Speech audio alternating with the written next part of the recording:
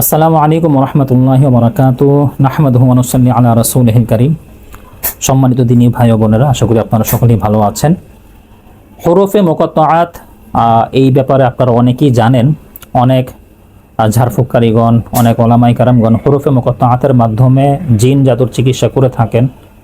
বিভিন্ন অসুস্থতার জন্য শিফা হিসাবে হুরুফে মুকাত্তাআত ব্যবহার করে থাকেন এবং পূর্ববর্তী আগামীর আসলাফগণ বুজুর্গগণেরাও দেখা যাচ্ছে যে এই হুরুফে মুকাত্তাআতের মাধ্যমে খুব শক্তিশালী কাজ করেছিলেন এবং তিনারা হুরুফে মুকাত্তাআতকে আধ্যাত্মিক জগতের সবচাইতে শক্তিশালী সংকেত হিসাবে মনে করে থাকতেন। তো আজকে আমি আপনাদেরকে হুরুফে মুকাত্তাআতের মাধ্যমে একটি আমল শিখিয়ে দিচ্ছি। আশা করি আপনাদের সকলেরই ভালো লাগবে এবং অনেক আমলকারীরা, অনেক বুজুর্গরা আছেন যে যারা এখনও এই আমি যে আমলটা দিচ্ছি আমলটা আপনারা করছেন বা আপনার কাছে বেশ পরিচিত মনে হবে। তো আমি আর কথা না বলে আমলের দিকে চলে যাচ্ছি। যদি কোনো এরকম হয় যে কেউ জিনে আক্রান্ত বা কেউ জাদুতে আক্রান্ত, এটা সবাই হচ্ছে আমার শত্রু। জিন সে শত্রু, জাদুকর সেও শত্রু।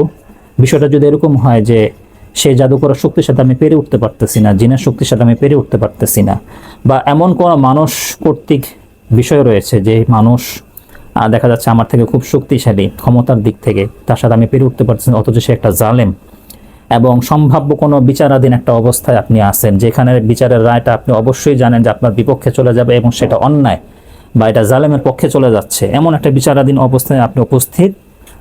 সেটা মামলা মোকদ্দমার মতো হতে পারে বা বা পঞ্চায়েত কমিটির যে বিচারাধীন হয় আপনারা জানেন, এরকম অবস্থার মধ্যে হতে পারে, বা পারিবারিক কোনো বিচারাধীন অবস্থাও হতে পারে। আপনি সেও ধরে নিচ্ছেন যে যেটা হতে যাচ্ছে সেটা আপনার জন্য অনেক বড় বিপদ এবং এটা অন্যায়।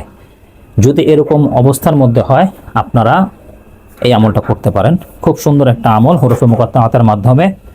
আমলটা হচ্ছে আপনারা এই হাতটাকে এইভাবে রাখবেন। হ্যাঁ, এটা যে এইভাবে দেখাইতে হবে বিষয়টা এরকম না, আমি দেখাচ্ছি। হ্যাঁ, এইভাবে আপনারা রাখবেন। হুরুফে মুকাত্তাআতের দুইটা আয়াত আছে, যে দুই আয়াতের মধ্যে 5টা করে অক্ষর রয়েছে। এক নম্বর হচ্ছে কাফ হা ইয়া আইন সদ হা মিম আইন সিন কফ। এটা আমি কিভাবে ব্যবহার করব? এই হাতটা আমি এইভাবে রাখলাম না, আমি অন্তরের দিক থেকে ইয়াকিনের সাথে এবং খুবই খুবই ইয়াকিনের সাথে আমি এই আমলটা করব। কাফ হা ইয়া আইন সদ মুষ্টিবদ্ধ করে ফেললাম। হা মিম আইন সিন কফ মুষ্টিবদ্ধ করে ফেললাম। আমি নিয়ত করতেছি, আমার সামনে যে বিচারক বসা আছেন তিনি একজন জালেম, আমি তার জন্যই আমলটা করতেছি। আমি মুষ্টিবদ্ধ করে ফেললাম, তার দিকে তাকিয়ে হাতটা গাছের উপর মুষ্টিবদ্ধ করে ফেললাম এই আমলটা করার সাথে সাথে। এবং আমি নিয়ত করছি, খুব মনোযোগ সহকারে শুনবেন, আমি যেভাবে বলছি আমি আপনাদেরকে ঠিক এইভাবে আপনারা আমলটা করবেন। আপনি এইভাবে নিয়ত করবেন, হে আল্লাহ আরহামার রাহিমিন, আল্লাহ আপনার মহান পবিত্র কালামের ওসিলায় সমস্ত বাতিল শক্তিকে আমার সামনে অবশ করে দিন। আমি আবারও বলছি, হে আল্লাহ আরহামার রাহিমিন, আল্লাহ আপনার মহান পবিত্র কালামের ওসিলায় সমস্ত বাতিল শক্তিকে আমার সামনে অবশ করে দিন।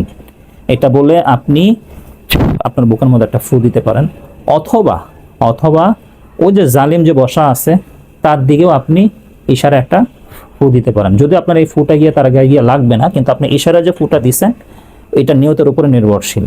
হ্যাঁ, কিছুক্ষণ আপনি হাতটাকে মুঠ করে রাখলেন, ফু দেওয়ার পর আস্তে করে হাতটা আপনি ছেড়ে দিলেন। এইটা খুবই মুজারব আমল। হয়তো আপনাদের কাছে মনে হতে পারে যে এত আধ্যাত্মিক আমল কি এটা আসলেই কাজে আসবে?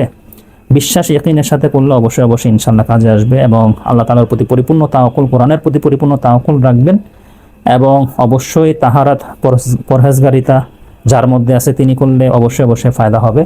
এটা অনেকেই জানেন এই আমলটা, এক একজন এক একভাবে করে থাকেন। আমি যেভাবে জানি আমি আপনাদেরকে সেভাবে শেয়ার করলাম। আশা করি আপনাদের কাছে আমলটা খুবই ভালো লেগে থাকবে ইনশাআল্লাহ। আল্লাহ চাইলে তো অবশ্যই কঠিন থেকে কঠিন পরিস্থিতি থেকেও কোনো না কোনো ওসিলা আল্লাহ তাআলা মানুষদেরকে সাহায্য করে থাকেন। আপনি একটা ওসিলা হিসাবে এটা ব্যবহার করে দেখতে পারেন ইনশাআল্লাহ। আল্লাহ তাআলা আপনার দোয়া যদি কবুল করে অবশ্যই অবশ্যই আমি আল্লাহ তাআলার নিকট আশাবাদী থাকবো ইনশাআল্লাহ। সকলে আমার জন্য দোয়া রাখবেন, ভালোবাসা রাখবেন।